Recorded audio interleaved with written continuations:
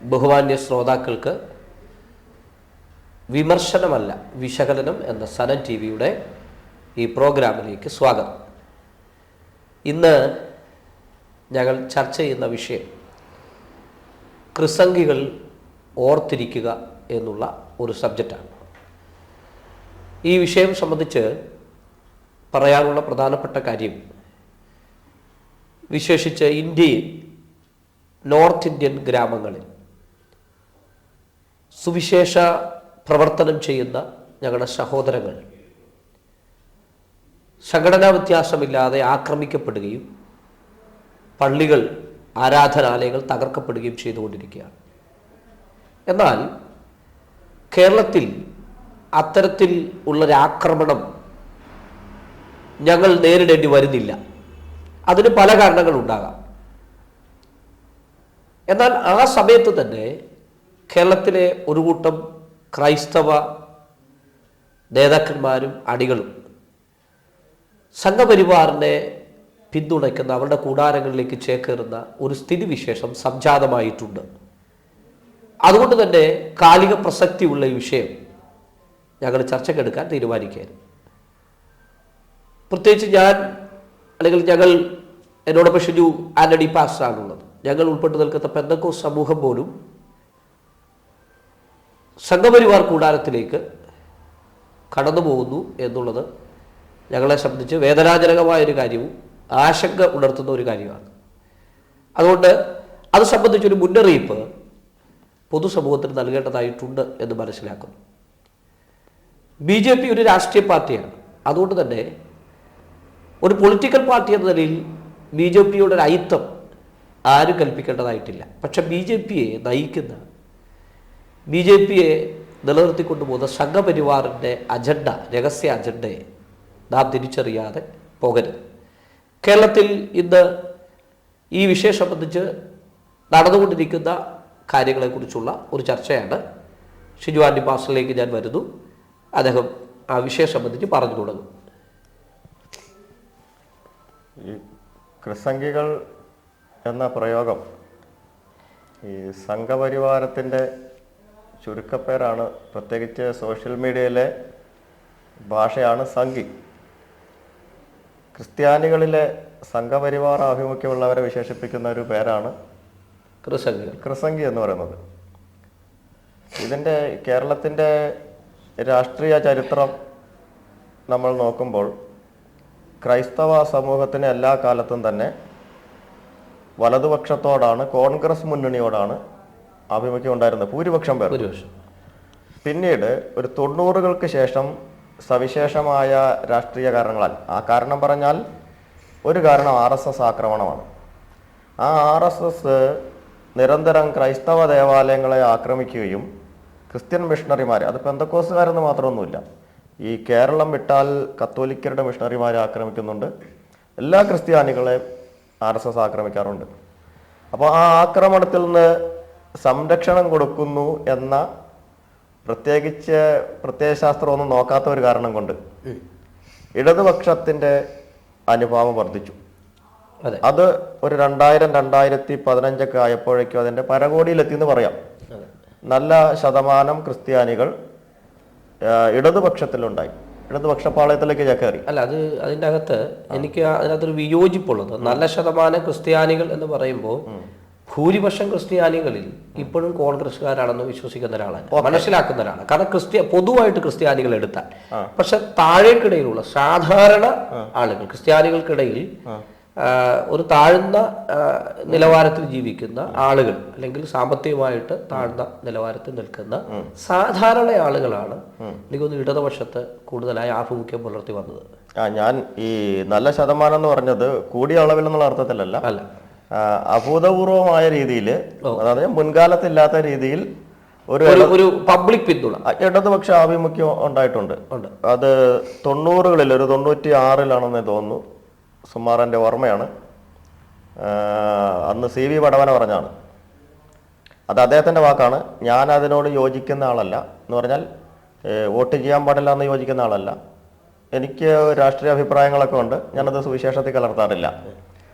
അരിവാൾ ചുറ്റിക ചിഹ്നത്തിൽ വോട്ട് ചെയ്യാൻ നമുക്ക് പറ്റില്ലെങ്കിലും ആപത്തിൽ സഹായിച്ചവരെ നമ്മളൊന്ന് തിരിച്ച് സഹായിച്ചു, അത്രേ ഉള്ളൂ എന്നാണ് വടവന പറഞ്ഞത്. അത് ഒറ്റപ്പെട്ട സംഭവമല്ലായിരുന്നു. പിന്നീട് ഇങ്ങോട്ട് പ്രത്യക്ഷത്തിൽ രാഷ്ട്രീയ പാർട്ടിയിൽ പ്രവർത്തിക്കാത്ത പെന്തക്കോസ്ത് സമൂഹത്തിൽ നിന്ന് പോലും കമ്മ്യൂണിസ്റ്റ് പാർട്ടിയിൽ, പ്രത്യേകിച്ച് CPM-ന്റെ ലോക്കൽ കമ്മിറ്റിയിലും ഏരിയ സെക്രട്ടറിമാരൊക്കെ ഉണ്ടായിട്ടുണ്ട്. പിന്നീട് ഈ സംഘപരിവാറിന്റെ ആഭിമുഖ്യം പെന്തക്കോസ്തുകാരിലേക്ക് വന്നിട്ടൊരു 3 വർഷമേ സുമാറായിട്ടുള്ളൂ എന്ന് എനിക്ക് തോന്നുന്നത്. മൂന്നിന് മുമ്പുണ്ട്. ഈ ഒന്നാമത്തെ വാജ്പേയി സർക്കാരിന്റെ ഭരണം കഴിഞ്ഞപ്പോൾ രണ്ടാമതും ഭരണം കിട്ടുന്നൊരു തോന്നലുണ്ടായി.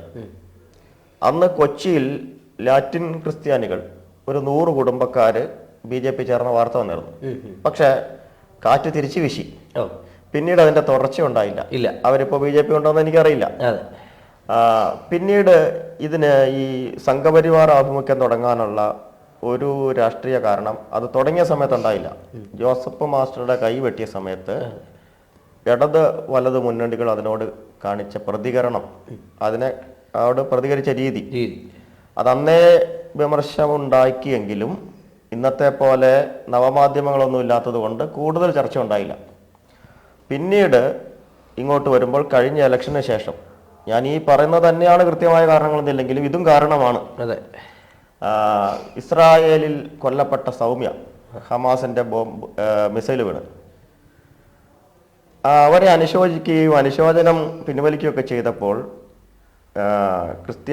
ക്രൈസ്തവരുടെ ഇടയിൽ ഒരു വലിയ ചർച്ചയായി. പ്രത്യേകിച്ച് PC ജോർജിനെ പോലെയുള്ള ക്രൈസ്തവ സമൂഹത്തിൽ അറിയപ്പെടുന്ന സാമാജികന്മാര് അതിനെതിരെ പരസ്യമായിട്ട് തന്നെ പ്രതിഷേധിച്ചു. പിന്നെ മറ്റൊന്ന് എനിക്ക് മനസ്സിലായിടത്തോളം ഈ കേരളത്തിലെ ന്യൂനപക്ഷ സ്കോളർഷിപ്പിൽ 80-20 എന്ന ഈ വർത്തമാനകാലത്തെ ലോജിക്കില്ലാത്ത അനുവാദം, അപ്പൊ അത് ഹൈക്കോടതി ജനസംഖ്യാനുവാദത്തിൽ വിധിച്ചപ്പോഴും സർക്കാർ അപ്പീൽ പോയത്. അപ്പൊ ഇതിനൊക്കെ പരിഹാരം സർക്കാർ നേടിയിട്ടുണ്ട് JB കോശി കമ്മീഷനെ വെച്ചൊക്കെ. പക്ഷെ അങ്ങനെ സംഘപരിവാർ ഇങ്ങനെ പതുക്കെ പിടിമുറുക്കി. അപ്പോൾ ഒന്ന് ഈ അധികാരത്തിന്റെ പേരിൽ പ്രധാനമായിട്ടും കത്തോലിക്ക സഭയിലും പെന്തക്കോസ്തിലുമാണ് ഈ ക്രിസംഗികൾ എന്ന് പറഞ്ഞ ആളുകൾ കൂടുതലായിട്ടല്ല ഉള്ളത്. പിന്നെ 1-2 പെട്ടുപഴിച്ച ഓർത്തഡോക്സുകാരൊക്കെ അത് അനുഭാവികളാണ്. അത് ഇത് ഇപ്പൊ ഈ നമ്മുടെ ബൈ ഇലക്ഷനുമായിട്ട് ബന്ധപ്പെട്ട് അവിടെ നിൽക്കുന്ന ആള്, എൻ്റെ ഓർമ്മ ശരിയാണ്, യാക്കോബ വിഭാഗത്തിൽപ്പെട്ട ഒരാളാണെന്ന് തോന്നുന്നു. അപ്പൊ അത് കഴിഞ്ഞ ദിവസം ഒരു ചാനൽ ചർച്ച ഒരാൾ പറയുന്നത്, സാധാരണ സണ്ണിക്കുട്ടി എബ്രഹാം പറയുന്നത്, സാധാരണ ആളുകൾ കത്തോലിക്കരോ അല്ല അങ്ങനെയുള്ളവരൊക്കെ കൂടുതൽ പോകുന്നത്, ഇങ്ങനെയുള്ള ആൾ പോകാൻ സാധ്യതയില്ലാത്തതാണ്. കാരണം അവിടെ ഒരു ക്രിസ്ത്യാനിയെ നിർത്തിയിരിക്കുക, ക്രിസ്തീയ വോട്ടുകളെ പിടിക്കാനായിട്ട് നിർത്തിയിരിക്കുക. ന്യൂനപക്ഷ മോർച്ച അവരുണ്ടാക്കിയിട്ടുണ്ട്. അതുമായി ബന്ധപ്പെട്ട് എനിക്കറിയാവുന്ന പല പാസ്റ്റർമാർ ന്യൂനപക്ഷ മോർച്ചയുമായി ബന്ധപ്പെട്ട് പ്രവർത്തിക്കുന്നവരുണ്ട്. എനിക്കറിയാവുന്നൊരു പാസ്റ്ററുണ്ട്, അദ്ദേഹം ഇപ്പം ശാരീരിക സുഖം ഇല്ലാതെ കിടക്കുക. അദ്ദേഹം ന്യൂനപക്ഷ മോർച്ചയുടെ ആളായിരുന്നു BJP-യുടെ. നമ്മുടെ എൻ്റെ ഒരു സുഹൃത്തുണ്ട്, ഇന്ത്യൻ പെന്തക്കോസ്ത് ദൈവസഭയിലെ ഒരു പാസ്റ്റർ, അദ്ദേഹം എപ്പോഴും നല്ല സുഹൃത്താണ്. നമ്മള് നേരത്തെ പറഞ്ഞ പോലെ BJP-യോട് ചേർന്ന് പ്രവർത്തിക്കുന്നതിൽ തത്വത്തിൽ പൊളിറ്റിക്കൽ പാർട്ടി എന്നല്ല, ഇതിലല്ല. പക്ഷേ ഇവര് സംഘപരിവാർ നേതൃത്വമാണ് അതിനകത്തുള്ളത്, ഇല്ലേ? ഇപ്പൊ വാജ്പേയിയെ പോലെ അല്ല നമ്മള് അമിത്ഷായെ കാണും, ഒരിക്കലും അല്ല. അതെ, ഇപ്പൊ ജോർജ് കുര്യൻ കേന്ദ്രമന്ത്രി ആയതുകൊണ്ടോ ഒരു 1-2 ക്രിസ്ത്യാനികൾ അതിൻ്റെ അകത്ത് വന്നതുകൊണ്ടോ പ്രത്യേകിച്ച് ഒരു ഗുണവും ഇവിടുത്തെ ക്രിസ്ത്യാനികൾക്ക് ഉണ്ടാകത്തില്ല. അത് വന്നോട്ടെ, സന്തോഷം. പക്ഷേ ഈ നോർത്ത് ഇന്ത്യ അടക്കമുള്ള സ്ഥലങ്ങളിൽ നേരിടുന്ന ഒത്തിരി പ്രശ്നങ്ങളുണ്ട്. നമ്മുടെ സഹോദരങ്ങൾ ആക്രമിക്കപ്പെടുക, കൊല്ലപ്പെടുകയാണ്, അവരെ ക്രൂരമായി മർദ്ദിക്കുക, വർഷങ്ങൾ കൊണ്ട് അവർ കെട്ടിപ്പടുത്തുണ്ടാക്കിയ ആരാധനാലയങ്ങൾ തകർത്ത് കളയുക, അവരെ ഒരു കാരണമില്ലാതെ ജയിലിൽ പിടിച്ചിടുകയാണ്, അവർക്ക് ജാമ്യം കിട്ടുന്നില്ല, ജാമ്യമില്ലാത്ത വകുപ്പ് ചുമത്തി അവരെ കൊണ്ട് ജയിലിലിടുക. അപ്പൊ ഇത്തരത്തിലുള്ള പ്രശ്നങ്ങൾ നടക്കുമ്പോൾ എങ്ങനെയാണ് നമുക്കിവിടെ പ്രതികളുടെ ശേഷി നഷ്ടപ്പെട്ട് താൽക്കാലിക ലാഭത്തിന് വേണ്ടി ഈ BJP-യോട് അല്ലെങ്കിൽ സംഘപരിവാറിനോട് കൂട്ടുകൂടാൻ പറ്റുക? അതിലേക്ക് വരാം. ഞാൻ ആ പറഞ്ഞതിൻ്റെ ഒരു കണ്ടിന്യൂവേഷൻ. ഈ പറഞ്ഞു വന്ന 2 കാരണങ്ങളാണ് ഈ പ്രധാനമായിട്ടും സംഘപരിവാർ പാളയത്തിലേക്ക്. അതിനെ ഞാൻ അനുകൂലിക്കുന്നില്ല, അത് അപകടകരമാണ്. ഒന്ന്, ഇസ്ലാമോഫോബിയ. അപ്പം അതുണ്ടാവാനുള്ള കാരണം എന്തു തന്നെയാണെങ്കിലും ഇസ്ലാമിക തീവ്രവാദം ഈ രാജ്യത്ത് കൂടിയിട്ടുണ്ട്. പക്ഷെ അതിന് ഒരിക്കലും മറുമരുന്ന് സംഗീതമല്ല, അല്ല, അത് തികഞ്ഞ ജനാധിപത്യം തന്നെയാണ്. അതെ. രണ്ടാമത് സാമ്പത്തിക കാരണങ്ങളാണ്. ഇപ്പൊ പാമ്പളാനി പിതാവ് പറഞ്ഞത് 300 രൂപ റബ്ബറിന് ഇറങ്ങിയോടെ അതെ. പിന്നീട് തിരുത്തിയെങ്കിലും പാമ്പളാനി പറഞ്ഞ സമയത്ത് കേട്ട് സംഘപരിവാർ അനുഭാവികളായവരാരും തിരുത്തിയിട്ടില്ല. ഇല്ല. അപ്പൊ അതിന്റെ കാരണം തികച്ചും സാമ്പത്തികമാണ്. അപ്പൊ സ്ഥാപനങ്ങൾ സംരക്ഷിക്കുക, ED-യുടെ പേടി, ഇങ്ങനെ പല പല കാരണങ്ങൾ കൊണ്ട് ക്രിസ്തംഖികളായവരാണ് കാത്തലിക് കമ്മ്യൂണിറ്റി. അതെ, ഇസ്ലാം സമൂഹത്തെ വളരെ ശക്തമായി എതിർക്കുന്നവര് ഒരു സ്വയരക്ഷയ്ക്ക് എന്ന വേണ്ട സംഘിപാളയത്തിൽ കൈകൊടുത്ത് നിപ്പുണ്ട് എന്ന് നമുക്ക് പറയേണ്ടി വരും. അതാണ് ഞാനും പറഞ്ഞു വരുന്ന വ്യൂ പോയിന്റ് അവിടെയാണ്. അതായത് ഞാനൊരു ഈ സംഭവങ്ങളെല്ലാം ഉണ്ടായപ്പോൾ, ഈ ന്യൂനപക്ഷ പ്രശ്നങ്ങൾ ഉണ്ടായപ്പോൾ രമ്യമായ ഒരു പരിഹാരത്തിന് ചർച്ചകൾ നടത്തിയെങ്കിലും വിജയിച്ചില്ല. പക്ഷെ തുടർന്ന് ചർച്ചയായിരുന്നു നടത്തേണ്ടത്. ആ സമയത്ത് പ്രസാധകൻ മാസികയിൽ എഴുതിയ ആളുടെ പേര് ഞാൻ ഓർക്കുന്നില്ല, ക്രൈസ്തവ സമൂഹം ഇപ്പോൾ ചെയ്യുന്നത് പുലിപ്പുറത്ത് സവാരി എടുത്താന്ന് പറഞ്ഞ് RSSന്റെ പാളയത്തിൽ പോയി പോകുന്നത്. അപ്പോൾ ഇത് ഇസ്ലാമോ ഫോബിയ. സംവാദം നടക്കട്ടെ. അതെ, സംവാദം ഇന്നലെ ഒന്നല്ല നടന്നത്. ആർ കൃഷ്ണൻകുട്ടി സാറ് അദ്ദേഹത്തെ പോലെ അപ്പോളജിസ്റ്റ് ഉണ്ടായിട്ടില്ലെന്നാണ് എൻ്റെ അഭിപ്രായം. അപ്പം അദ്ദേഹത്തിന് സംഘപരിവാറിൻ്റെ സംരക്ഷണം വേണ്ടായിരുന്നല്ലോ. അപ്പം ഞാൻ പറയുന്നത്, ക്രിസ്ത്യൻ പ്രത്യേകിച്ച് പെന്തക്കോസ്റ്റ് അപ്പോളജിസ്റ്റുകൾ അവർ സംവാദം നടത്തുന്നെങ്കിൽ അവരെ ദൈവം സംരക്ഷിക്കും. അതെ, ഈ ബോധം ഇല്ലെങ്കിൽ അവർ സംവാദത്തിന് പോകണ്ട. നമ്മൾ ഈ എലിയെ പേടിച്ച് ഇല്ലം ചുടാൻ പാടില്ല. ഇപ്പം ഈ പറഞ്ഞ പോലെ കാണ്ടമാലിലും ഒറീസയിലും ഛത്തീസ്ഗഡിലും മണിപ്പൂർ ഒരു വലിയ പാഠമായിട്ട് നമ്മുടെ മുമ്പിലുണ്ട്. അപ്പോൾ അതെല്ലാം മുമ്പിൽ നിൽക്കുമ്പോൾ നമ്മുടെ സഹോദരന്മാരെ സഹോദരിമാരെ ഉപദ്രവിക്കുമ്പോൾ ഈ കേരളത്തിലെ എന്തെങ്കിലും താൽക്കാലിക ലാഭമെന്ന് ഞാൻ പറയുന്നതിൽ RSS ചൂണ്ടയിൽ കുരുത്ത ഇര കണ്ടുകൊണ്ട് യൂദാസിന്റെ പരിപാടി ചെയ്യരുത്. ശരിയല്ല. ഞാൻ PC ജോർജ് ഈ PC ജോർജ് ഷോൺ ജോർജും BJP-യിലേക്ക് ചേരുന്നു.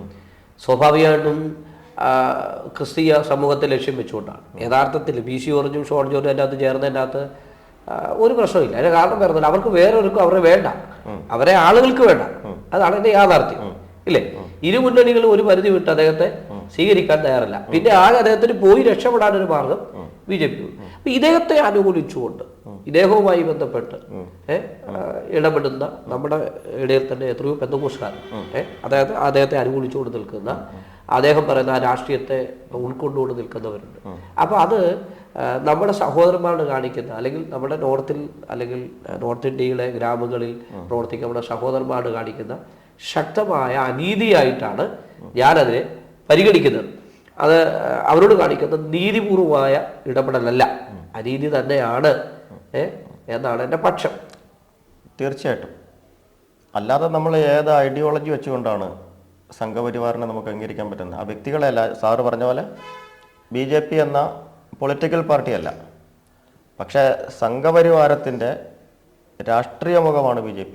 ഇതല്ലെങ്കിൽ സംഘപരിവാറിൻ്റെ രാഷ്ട്രീയ മുഖം വേറെ ഏതാണെന്ന് കാണിക്കേണ്ടി വരും. അപ്പോൾ അതല്ല. അപ്പോൾ അതുകൊണ്ട് അവരുടെ ആശയാടിത്തറ സംഘപരിവാറിൻ്റെയാണ്. അത് വെറുപ്പ് ഉൽപ്പാദിപ്പിക്കുന്ന ഫാക്ടറിയാണ്, ന്യൂനപക്ഷ വിദ്വേഷമാണ്, ജനാധിപത്യ വിരുദ്ധമാണ്. പ്രത്യേകിച്ച് മിഷണറി പ്രവർത്തനം നടത്തുന്നത് മതമായതുകൊണ്ട്, മതം ഞാൻ ഉപയോഗിക്കുന്നതാണ്, ക്രിസ്ത്യാനികൾ വലിയ പീഡ നേരിടുന്നു. അതുപോലെ ഇസ്ലാം കമ്മ്യൂണിറ്റിക്കുള്ള സായുധമായ ചെറുത്തുനിൽപ്പ്, ഞാൻ പറഞ്ഞ തീവ്രവാദത്തെ ഉദ്ദേശിച്ചല്ല, കായികമായ പ്രതിരോധം നമുക്കില്ല എന്താനും ഇല്ല. അപ്പം നമുക്ക് ഈ കേരളത്തിലെ എന്തെങ്കിലും ഒരു ചീപ്പ് പോപ്പുലാരിറ്റിക്ക് വരാൻ വേണ്ടിയിട്ട് ഈ യൂദാസും 30 വെള്ളിക്കാശിന് ഒറ്റിക്കൊടുത്തു, നക്കാപ്പിച്ചയ്ക്ക് ഒറ്റിക്കൊടുക്കുന്ന ഒത്തിരി ആളുകളുണ്ട്, പ്രത്യേകിച്ച് പെന്തക്കോസ്തിൽ. കത്തോലിക്കര് ചെയ്യട്ടെ. അല്ലേ, ട്രിവാൻഡ്രത്തൊക്കെ ഉണ്ടായ പ്രശ്നങ്ങൾ, ചന്ദ്രശേഖരന്റെ തെരഞ്ഞെടുപ്പുമായി ബന്ധപ്പെട്ടുണ്ടായ പ്രശ്നങ്ങൾ, അതിനകത്ത് ശരി തെറ്റുകളല്ല നമ്മൾ പറഞ്ഞത്, പോകാൻ പാടില്ലായിരുന്നു എന്നുള്ളതാണ് നമ്മുടെ വാദം. അതായത് പോയത് അത് അവരുടെ ജനാധിപത്യ രീതിയിൽ അവർക്ക് പോകാനുള്ള സ്വാതന്ത്ര്യമുണ്ട്. പക്ഷേ നമ്മളൊരു ഒരു സാമാന്യ ബോധത്തിൽ നമ്മുടെ ഒരു സുവിശേഷ മനസ്സുള്ള ഒരാളെ സംബന്ധിച്ച് സ്വന്തം സഹോദരന്മാരിൽ ആക്രമിക്കുന്ന ഒരു സംഘടനയുടെ നേതാവിനെ പിന്തുണയ്ക്കാൻ പോയത് ശരിയായില്ല. ഇനി അത് പോവുക മാത്രമല്ല, അതുമായി ബന്ധപ്പെട്ട് പിന്നീടുണ്ടായ വിവാദങ്ങൾ നമുക്കറിയാം. ചിലരെ അനുകൂലിച്ച് ചിലരെ പ്രതികൂലിച്ചും ഒക്കെ പറയുന്നു. ഇപ്പൊ ചന്ദ്രശേഖർ ഇവിടുത്തെ മെയിൻ ആളായിട്ട് വന്നിരിക്കുക. അപ്പോൾ സ്വാഭാവികമായിട്ട് അവർക്ക് പൈസയുണ്ട്, സാമ്പത്തികം കൊടുത്ത് അവർ നമ്മുടെ ആളുകളെ അതിലേക്ക് വലിച്ചുകൊണ്ട് പോകാനുള്ള സാധ്യത കൂടുതൽ. ഒരു മുന്നറിയിപ്പായി കണ്ടിട്ട് അതിൽ നിന്ന് ഒഴിഞ്ഞു നിൽക്കാനായിട്ട് നമ്മൾ പഠിക്കേണ്ടതായിട്ടുണ്ട്. തീർച്ചയായിട്ടും അവിടെ ഒരു അവധാനത കുറവ് സംഭവിച്ചിട്ടുണ്ട്, സൂക്ഷ്മത കുറവ് സംഭവിച്ചിട്ടുണ്ട്. ഈ പോയ പലരെയും വ്യക്തിപരമായി അറിയാവുന്നതുകൊണ്ട് സംഘപരിവാർ ആഭിമുഖ്യത്തിൽ പോയതല്ല. ഇദ്ദേഹം കേന്ദ്രമന്ത്രിയാകുമെന്നുള്ള ഒരു ധാരണയുണ്ടായിരുന്നു. ആ ധാരണ വിജയിച്ചില്ല. അപ്പോൾ കേന്ദ്രമന്ത്രിയായാൽ അദ്ദേഹത്തെ കാണാൻ ഇത്ര സൗകര്യം ഉണ്ടാകില്ല എന്ന് പറഞ്ഞുകൊണ്ടാണ് ആളുകളെ തന്ത്രപൂർവ്വമാണ് കൊണ്ടുപോയത്. പിന്നെ ഈ 2000 രൂപയ്ക്കൊക്കെ പോകുമെന്ന് പറയുമ്പോൾ നമ്മൾ അഡ്രസ്സ് ചെയ്യേണ്ട വേറൊരു കാര്യം കൂടിയുണ്ട്. 2000 രൂപയ്ക്ക് വേണ്ടി ഇന്ത്യൻ പെന്തക്കോസ്ത് സഭ പോലെയൊക്കെ ഉള്ള ഒരു പ്രസ്ഥാനത്തിലെ ഒരു ഉപദേശിമാർ പോകണമെങ്കിൽ അത്ര ദാരിദ്ര്യം ഉണ്ടായിട്ടാണ്.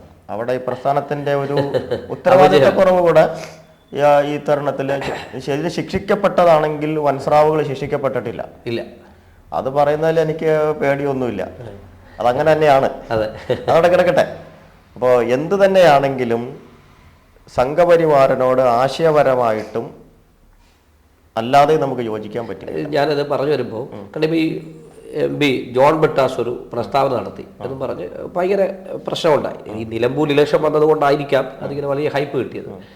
ജോൺ ബ്രിട്ടാസ് പറഞ്ഞത് പാടില്ല, അദ്ദേഹം പറയാൻ പാടില്ല. അദ്ദേഹത്തെ പോലൊരു രാഷ്ട്രീയ നേതാവ് ഒരിക്കലും പറയാൻ പാടില്ലാത്ത ഒരു സാധാരണ രാഷ്ട്രീയ നേതാവ് അല്ല അദ്ദേഹം. കാരണം ജനം മുഴുവൻ എല്ലാ സമൂഹവും വളരെ ശ്രദ്ധയോടെ വീക്ഷിക്കുന്നവരാണ്. ഒരുപക്ഷെ എതിരാളികൾ പോലും ബഹുമാനത്തോടെ കാണുന്ന ഒരാളാണ് ജോൺ ബ്രിട്ടാസ്. അദ്ദേഹം പറഞ്ഞത് ശരിയായി. പക്ഷെ അദ്ദേഹം പറഞ്ഞ കാര്യത്തെ അത്ര വിഷയമാക്കേണ്ടതുണ്ടോ എന്ന് എനിക്ക് തോന്നി. കാരണം അദ്ദേഹം പറഞ്ഞത് ഒരു പൊതുസമൂഹത്തിൽ പെന്തക്കോസ്തുകാരുടെ പബ്ലിക് പ്രസംഗത്തിലെയൊക്കെ എതിരായിട്ടാണ് അദ്ദേഹം പറയുന്നത്. അദ്ദേഹത്തെ ഇഷ്ടപ്പെടുക, അദ്ദേഹത്തെ സ്വന്തം അഭിപ്രായം ഇഷ്ടപ്പെടുന്നില്ല, അത് കമ്മ്യൂണിസ്റ്റുമായിട്ടുള്ള അഭിപ്രായമല്ല, അദ്ദേഹത്തിന്റെ അഭിപ്രായം പറഞ്ഞു. ഇനി മറുഭാവമുണ്ട്. കാരണം എല്ലാ മതക്കാരും ചെയ്തതിന്റെ പ്രശ്നങ്ങളൊന്നും നമ്മൾ എന്ത് ചെയ്യുന്നില്ല. നമ്മൾ റാസ നടത്തുന്നില്ല, ഉത്സവം നടത്തുന്നില്ല, വഴി തടയുന്നില്ല, വഴി തിരിച്ചു വിടുന്നില്ല, ഇത്തരത്തിലുള്ള യാതൊരു പ്രവർത്തനം നടത്തുന്നില്ല. അദ്ദേഹം പറഞ്ഞ ശരിയായ നടപടിയല്ല. പക്ഷേ ഞാൻ ചോദിക്കുന്നത്, അദ്ദേഹത്തെ മാപ്പ് പറയിക്കാൻ വേണ്ടിയിട്ടുള്ള നമ്മുടെ ശ്രമം, പെന്തക്കോസ്തുകാരുടെ ശ്രമം, അതിന്റെ പകുതി ശ്രമം ഇപ്പുറത്ത് വേണം. കാരണം ഇതൊരു വാക്കാ പറഞ്ഞത്, മറ്റേതല്ല, കൊല്ലപ്പെടുക, ആളുകളെ ഉപദ്രവിക്കുക, ആളുകളെ ജയിലിലടയ്ക്കുക. അപ്പൊ അതിനെതിരെ ഒരു ക്യാമ്പയിൻ എന്ത് ചെയ്യുന്നില്ല, ഇവിടുന്ന് ഉണ്ടാകുന്നില്ല. ഉണ്ടാകേണ്ടത് യഥാർത്ഥത്തിൽ കേരളത്തിൽ നിന്ന്.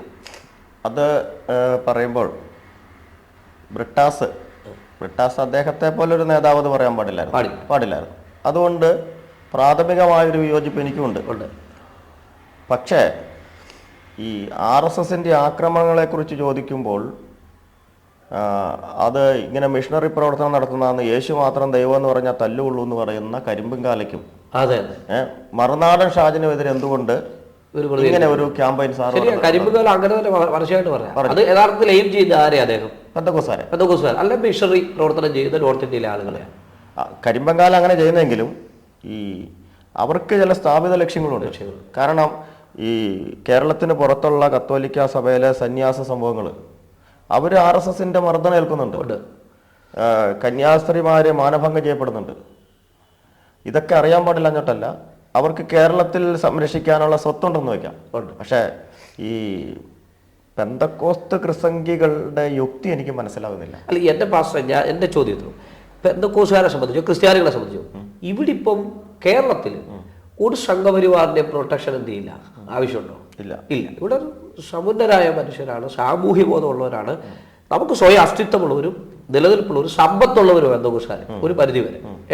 നേതൃത്വം പറഞ്ഞ അണികൾക്കിടയിലേക്ക് എന്തായാലും ഇല്ലെങ്കിൽ ക്രൈസ്തവ സഭയ്ക്കാണെങ്കിൽ നല്ല നിലനിൽപ്പുള്ള ഒരു സ്ഥലമാണ്, ഒരു സ്റ്റേറ്റ് ആണ് കേരളം എന്ന് പറയുന്നത്. അതുകൊണ്ട് ഇവിടെ നമ്മൾ യഥാർത്ഥത്തിൽ അങ്ങനെയുള്ള ക്യാമ്പയിനുകൾ ആരംഭിക്കേണ്ടത്, സംഘപരിവാറിനെതിരെയുള്ള ക്യാമ്പയിനുകൾ ആരംഭിക്കേണ്ടത് ഇവിടെ നിന്നാണ് ആരംഭിക്കേണ്ടത്, കേരളത്തിൽ. കാരണം ഞാനത് പറയാൻ കാരണം ഈ നോർത്ത് ഇന്ത്യയിൽ ഏറ്റവും കൂടുതൽ പ്രവർത്തിക്കുന്നത് മലയാളികളായ സുവിശേഷകരാണ്.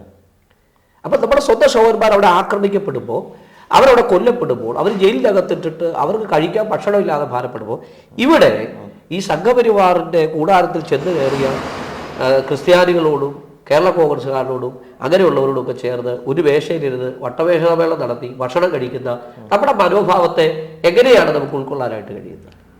അത് എനിക്ക് പറയാൻ എത്ര ഉള്ളൂ, ആ വാക്ക് ഇത്തിരി കടുപ്പാണ്. യൂദാസിന്റെ സന്തതികളെന്നല്ലാതെ വേറെ ഒരു വാക്ക് ഇതിനകത്ത് ഉപയോഗിക്കാനില്ല. കാസ ഇത് വിമർശനം ഉണ്ടാകുമെന്ന് എനിക്കറിയാം. കർത്താവ് ഈശോ മിശിഹായുടെ കാസയാണെന്ന് ഞാൻ വിചാരിക്കുന്നില്ല. ഇല്ല. ഇത് RSSന്റെ തുപ്പൽ കൊളാമ്പിയാണ്. അത് പെന്തക്കോസ്ത് മാത്രം വിമർശനം ഉന്നയിക്കുകയല്ല, നമുക്ക് സ്ഥാപനങ്ങൾ സംരക്ഷിക്കാനില്ല. ഇല്ല, സ്ഥാപനങ്ങൾ സംരക്ഷിക്കാനില്ല. ഏറ്റവും കൂടുതൽ മിഷണറി പ്രവർത്തനം നടത്തുന്നത് നമ്മളാണ്.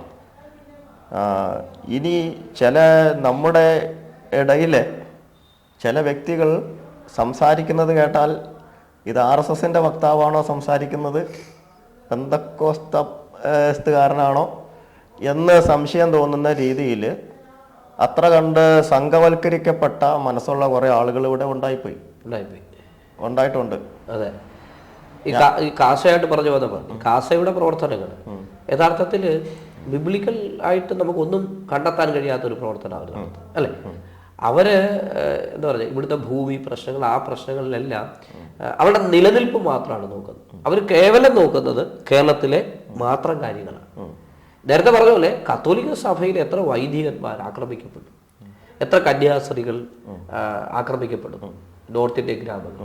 അപ്പൊ അത് എന്തുകൊണ്ട് അവിടെ ഞാൻ മനസ്സിലാക്കിയത്, ഇന്ത്യയിലെ കാര്യം പറഞ്ഞാൽ അവിടെ ആക്രമിക്കുന്നത് മുസ്ലിങ്ങളല്ല, ഇസ്ലാമിയരാണോ? അല്ല. ആരാണ് ആക്രമിക്കുന്നത്?